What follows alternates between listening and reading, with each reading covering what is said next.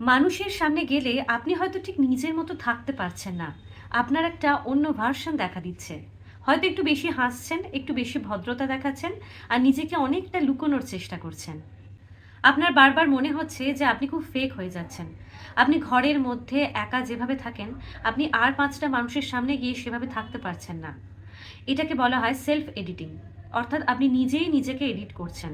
যাতে অন্যের চোখে আপনি খারাপ না হয়ে যান, যাতে অন্য কেউ আপনাকে খারাপ না বলে। আপনার অ্যাপ্রুভাল দরকার। আপনার সবাইকে ফেক মনে হয়। তার কারণ আপনি অন্যের চোখে সবসময় নিজেকে ভালো সাজিয়ে রাখতে চান। ধরুন আপনার কোনো বন্ধুর মতামত ভুল আর আপনি সেটা খুব ভালোভাবে বুঝতে পারছেন, কিন্তু আপনি মুখে বলছেন না। তার সামনে বলছেন যে হ্যাঁ, একদম ঠিক কথা বলেছিস। এর কারণ হলো আপনি ঝগড়া চান না, রিজেকশন চান না, একলা হতে চান না। এটাই হলো মানুষের একটা বেসিক মাইন্ড।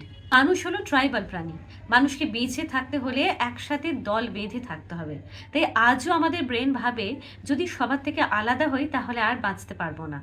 ফেক হওয়া মানে কিন্তু খারাপ হওয়া নয়, এটা হলো সার্ভাইভাল হ্যাবিট। আপনার নিজেকে ফেক লাগে তার কারণ আপনি নিজের উপর ভরসা রাখতে পারেন না। ধরুন আপনি কোনো একটা কথা বললেন আর তারপর আপনি নিজেই ভাবলেন যে লোকে কি ভাববে, আমি অকওয়ার্ড হয়ে পড়বো না তো। আপনার মধ্যে একটা ইনসিকিউরিটি কাজ করে। তখন আপনি কি করেন, নিজের একটা সেলফ ভার্সন বানান। এই সেলফ ভার্সনটা কেমন? ধরুন আপনি গভীর কিছু কথা বলতে চাইছেন কিন্তু বলেন না। আপনার নিজের ভেতরের চিন্তাকে আপনি হাইড করতে থাকেন। আপনি সবসময় একটা সোশ্যাল মাস্ক পরে চলেন। ধরুন কাজের জায়গায় আপনি একরকম আচরণ করেন, বাড়িতে এলে আবার অন্যরকম আচরণ, আর বন্ধু বান্ধবদের সাথে থাকলে অন্যরকম আচরণ। এটা কখনোই দোষ নয়, কারণ আমরা বাস্তব জীবনের কনটেক্সট থেকে আচরণ করি। কিন্তু এটা তখনই সমস্যার সৃষ্টি করে যখন আপনার মাস্কটা খুব শক্ত হয়ে যায়। আপনি যখন সেই আচরণ থেকে আর নিজেকে বার করতে পারেন না, তখন আপনার নিজের যে চেহারাটা আপনি সেটা ভুলে যান।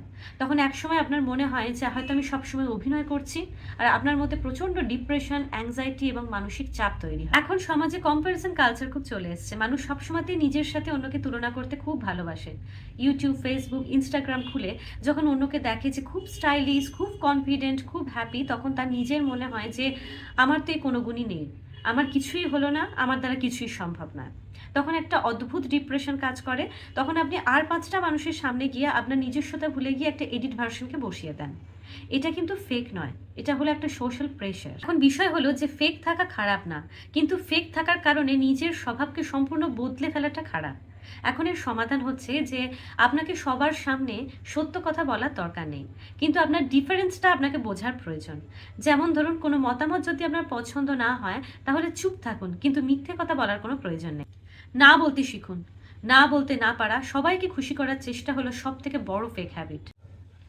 মানুষ কি ভাববে এটা কন্ট্রোল করা আপনার পক্ষে সম্ভব নয়। আপনি যত ভালো কাজই করুন না কেন, কেউ না কেউ তার ভুল ধরবেই। ফলে মানুষকে খুশি করা বন্ধ করুন আর নিজেকে রেসপেক্ট দেওয়া শুরু করুন। অন্য মানুষের সামনে আপনার নিজেকে খুব ফেক লাগে, তার কারণ হলো আপনি খুব বেশি ভদ্র, সেনসিটিভ আর কসাস। সমস্ত মানুষদের ফেক মুখোশ আপনার খুলে ফেলার দায়িত্ব নেওয়ার আপনার কোনো প্রয়োজন নেই, কিন্তু নিজের মুখটাকে আপনি ভালো করে চিনুন।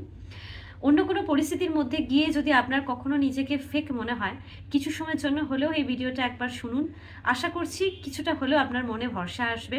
আর এই ভিডিওটা যদি আপনার ভালো লেগে থাকে তাহলে অবশ্যই চ্যানেলটাকে লাইক, শেয়ার আর সাবস্ক্রাইব করে পাশে থাকবেন। দেখা হচ্ছে আবার নেক্সট ভিডিওতে।